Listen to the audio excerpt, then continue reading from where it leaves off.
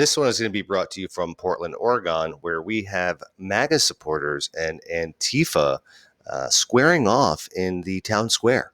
As you can imagine, you're just taking a nice morning stroll through the park, trying to get your 10,000 steps in because that's what the algorithm told you needed. 10,000 steps could be tough to do when you're in quarantine for 23 and a half hours a day. So you decide to wake up early and take that morning stroll through the park, donning your mask, of course, because don't want to catch the cove.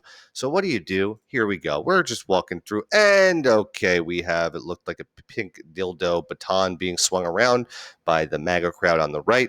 As you can see, resembling a World of Warcraft live action role play, we have our folks in their homemade Patriot shields, looking to perhaps defend themselves against some aggressive action here from Antifa.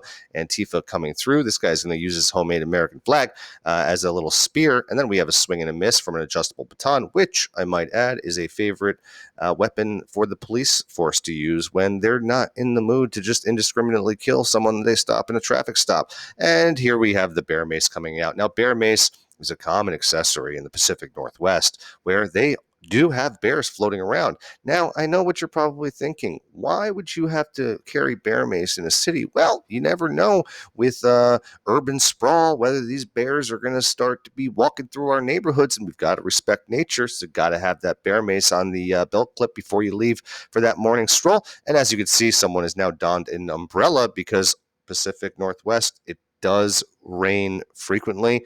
And the weather men, I know that's gender biased, but the weather people do often get forecasts wrong. So you always want to have that umbrella with you. We have a gentleman who has now tackled a MAGA supporter, and the response was bear mace to the face.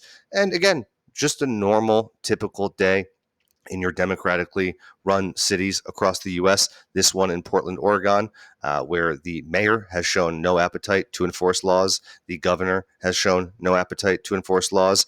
And Nancy Pelosi certainly not happy that, quote, federal stormtroopers may have to come in and oppress these people. But I can't tell you, this white cisgendered crowd on both sides, this is what happens when you grow up without fathers and you just aimlessly wander through life with a gender studies degree and don't know what to do next.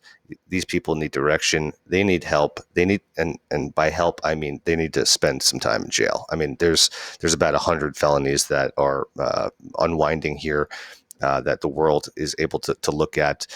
Politicians are ignoring it. The mass media is ignoring it. If you care about this country, you care about your individual rights, it is not something that could be ignored.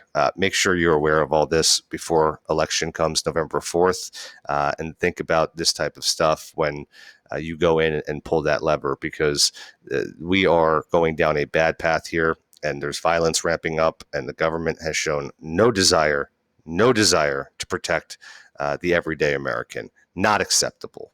Not acceptable.